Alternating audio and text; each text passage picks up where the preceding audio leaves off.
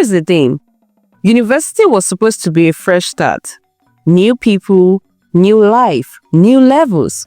Or for Tobe, it came with the same old fear. Bedtime. Most guys in the hostel would move in packs to the bathroom. Vibes, loud music, jokes. Not Tobe. He always waited before dawn, before the compound woke up, or at night when everyone was done. At first, nobody noticed. They just thought he was that neat early bird. Until someone started clocking patterns. Guy, na so he dey always bat sharp like this. He dey fly go class. No be joke oh. Yesterday night self, he was the last to enter the bathroom. Wetin a sup? Then came one night. The night everything changed. 3 boys barged into the hostel, laughing like mad hyenas. They said they accidentally saw something. And what they saw, guy, make I no lie, Tobe own resemble pencil. Primary school pencil. No, it's secondary school junior boy. No be pencil. Now biro without ink. The whole room erupted in laughter. That night they gave him a name, Junior Boy. And that name stuck. Not Tobe, the bright student. Not Tobe, the respectful one. Just Junior Boy, the guy who betted like a thief and carried shame like a secret. He stopped talking in class. He started sitting alone in the cafeteria. Even lecturers began to notice his spark was fading. One thing about shame, it eats you slowly. But the worst part, he had no one to tell, not even himself. One day, he whispered to his reflection, "One day, I will stop feeling like half a man." School was ending. The final year vibes were everywhere. Project stress, signing shirts, and endless last-time moments. Tobe had survived the years, quietly, carefully. Junior Boy still followed him like a shadow, but people had gotten new things to laugh about. Nobody had time to hold on to an old insult when life itself was dragging them into the real world. For the first time in forever, Tobe felt a little freer. He was still insecure, yes, still wore boxers under his towel to the bathroom, still avoided locker room jokes. But now, something in him wanted to try again. He was tired of being alone, tired of watching others take pictures, kiss in the corner, hold hands like it was normal. So he decided to give dating a shot. The first girl was Cynthia, light-skinned, playful, with a laugh that made you forget your name. They met during Project Defense Prep. She liked how he explained things. He liked how she called him professor. They went out once, twice, a few hugs here and there. But the moment things got a bit intimate, just small kiss and neck touch, Tobe froze. He pulled away, said something about being celibate, about focusing on school, about taking things slow. Cynthia smiled and said it was fine. The next week, she ghosted him. Girl number 2, Bimpe, smart, slim, spoke with American intonation. They talked for a month. Tobe almost believed he was falling. Then one night, she reached for him. He pulled back again. She laughed. "Are you gay?" He didn't reply. She didn't call him. By the time he was done with NYSC, he had counted 4 different women, 4 tries, 4 failures. Every time he would run, every time the same fear. What if she sees it? What if she tells someone? What if they laugh again? Dating wasn't helping his confidence, it was crushing it. He once thought maybe he just hadn't met the right girl. Now, he started to think maybe he wasn't a full man after all. Tobe had started working, a decent firm, good pay, stable hours. The kind of job parents brag about where relatives call. He dressed well, spoke with confidence at meetings. People respected him. On the outside, he looks like a man who had figured out life. On the inside, the scar still pulsed. He stopped trying with women after NYSC, focused on work, built himself back, until Kosi walked in. She was one of the new hires. Tall, brown-skinned, a soft accent that came from reading too many novels. Their decks were 2 rows apart. She asked for his help with a spreadsheet once. That was all it took. One conversation became two. Then lunch. Then walking to the bus stop together. He found himself laughing again. Talking about overthinking. He was comfortable. Kosi wasn't like the others. She didn't flirt, hard or try to fish for compliments. She liked his mind, called him wise, said he had a peaceful soul. No girl had ever said that to him before. They didn't rush anything. Weeks passed, then months. The entire office was already gossiping. Tobe and Kosi are too cute, Jari. They're definitely a thing. He didn't care. He was happy. And for once, he wasn't afraid. Not for her. Not of what might happen. This was the first time he actually wanted to try. To cross that line. Not out of pressure. Out of love. So one weekend, Kosi invited him over. The lights were low. There was soft music playing. She smelled like cinnamon and something calm. They talked. They kissed. It was warm. Natural. He froze, but she didn't stop. She kissed him again, pulled him close. Her hands moved down slowly. At first, Tobe felt okay. Nervous, but okay. Then her hand paused. She pulled back a little, frowned and checked again. Then she sat up. Wait. Tobe, she started blinking. What's going on? He tried to laugh it off. I told you I was shy. She didn't laugh. No, I'm serious. Is this it? She asked, her face twisted with a mix of confusion and shock. Tobe froze. Are you this small? She asked louder, almost as if she couldn't believe it. Tobe, guy, you're not even a grower. Silence. She shook her head, actually shifting on the bed to face him properly. Jesus Christ, you mean to tell me you've been packaging confidence with this? Like, you're not sick. Nothing happened to you when you were small? Accident? Surgery? Still, he said nothing. So this is how you are naturally, Tobe. Tobe, she clapped. You should have told me now. Let me not waste my emotions. You're acting like a whole man with this baby boy down there. His chest tightened. Shame crawled off his skin like fire ant. She stood up and started pacing the room. I can't believe this. All these months, all the talk, all the respect I gave you. You let me fall for you, knowing this was what you had to offer. He quickly grabbed his trousers, struggling to wear them properly. His hands were shaking. Please just stop, he muttered, barely audible. She didn't stop. No wonder you kept dodging. No wonder you said I'm celibate and I want to wait. Guy, you're not a virgin, you're hiding. You didn't need to wait, you needed to warn. Tobe didn't wait for her to say more. He took his shirt, slippers on the floor, and walked out. He didn't even bother to shut the door. He couldn't breathe. He just kept walking. Tobe didn't go home that night. He walked for over an hour, aimless, his head hot. People passed him on the road, but he didn't see them. His ears were ringing. Her voice kept replaying in his head, like a cursed soundtrack. You're not even a grower. You let me fall for you knowing this was what you had to offer. You didn't need to wait. You needed to warn. By the time he got home the next morning, his eyes were red. His soul felt dry. He baited and sat on the floor like someone who had been slapped by the universe. And that was when his phone buzzed. Ebuka, his old uni friend. They hadn't spoke in months. He picked. Tobe, guy, now you're not still dey active. You did good. I did. Ebuka didn't need more than that. He used to be Tobe's closest guy in school. They weren't best friends, but Ebuka always sensed when something was off. And today, something was off. And they come inside this evening. When Ebuka arrived, he didn't ask too many questions and waited. When Tobe finally spoke, it came out like a vomit. He told him everything, from the nickname in school, to the ghosted girls, to Kosi and the nightmare that happened just hours ago. Ebuka listened, then leaned back, crossed his legs and said, Guy, you should have told me this thing since now. There's a way. Tobe looked up. You dey joke? I swear, I know someone. It's not juju or rubbish. Just herbal, tested and trusted. And it works. I'm telling you.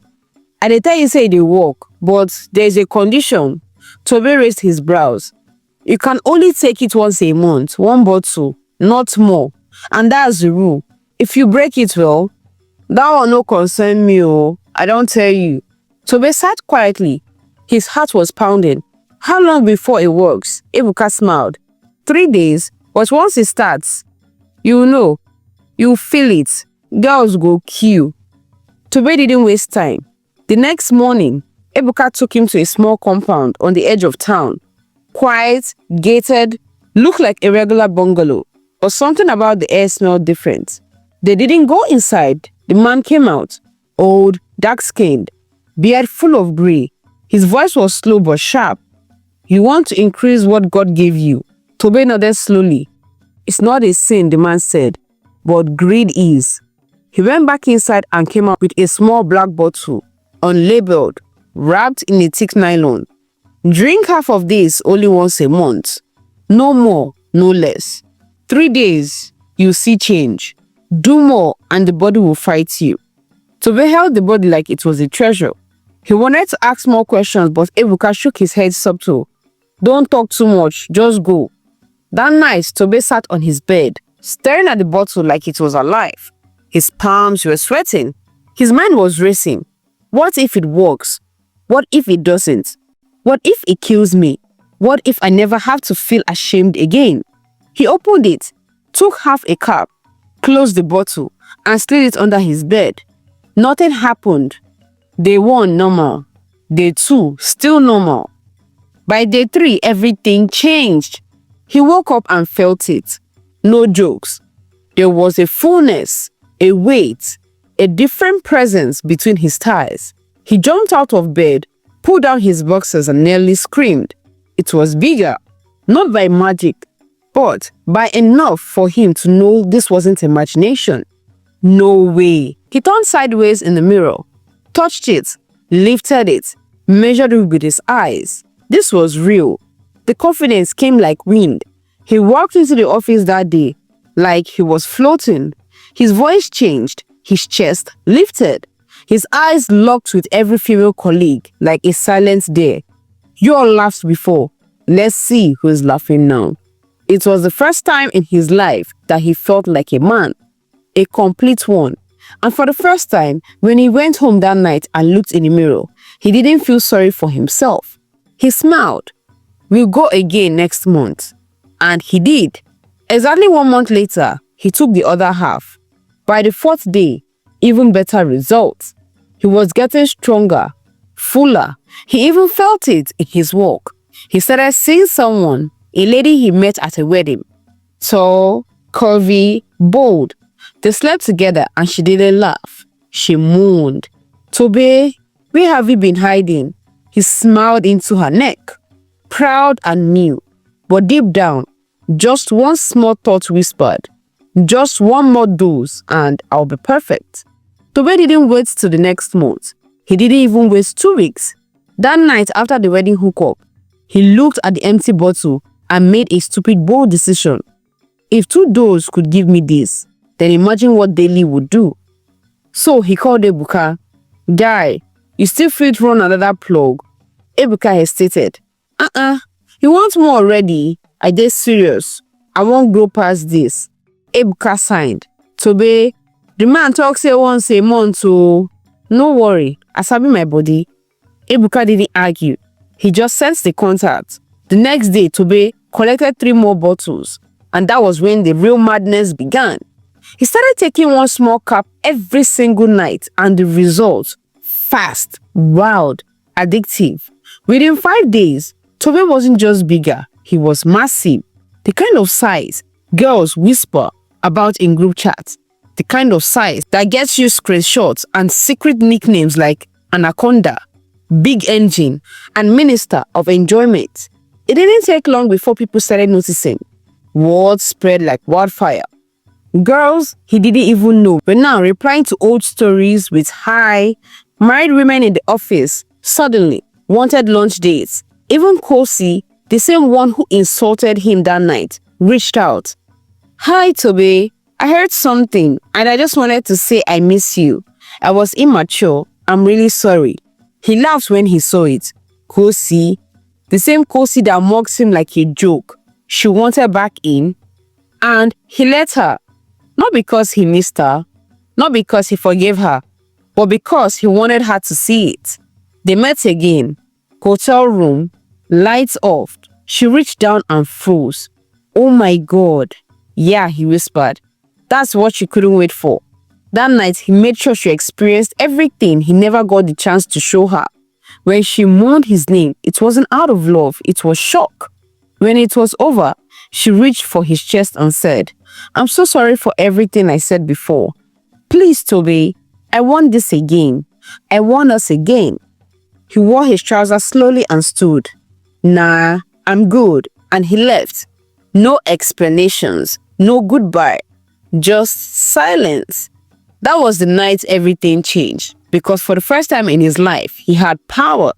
Not the emotional type, not the intellectual type, the raw physical kind that made women crawl back. And he didn't want to stop. He started taking a drink daily, sometimes twice. His bed never stayed cold. Different women, different weekend. He was a man on fire and he wanted to burn forever. But deep inside, something has started shifting. His body didn't feel the same anymore. There were small pains, tightness, a kind of heavy dragging weight. But he ignored it. It's just great pains, he told himself. After all, you can't become a god and feel like a boy. He looked in the mirror and grinned. He had become everything they said he would never be. At first, it was just a little pain, a tightness in his lower belly, like a muscle pull. Tobe ignored it. Then came the blood. But then, the first time he saw it, he thought maybe it was a scratch. But then it happened again, and again, and again. He panicked. He rushed back to the same compound. Same gate, same quiet house. The old man didn't smile this time. You again, he said quietly. Toby fell on his knees. Please, sir, I need help. It's not stopping. I'm still growing. I've stopped taking it, but it won't stop. The man sighed and looked away. I warned you. 1 bottle once a month. Your body is no longer obeying limits.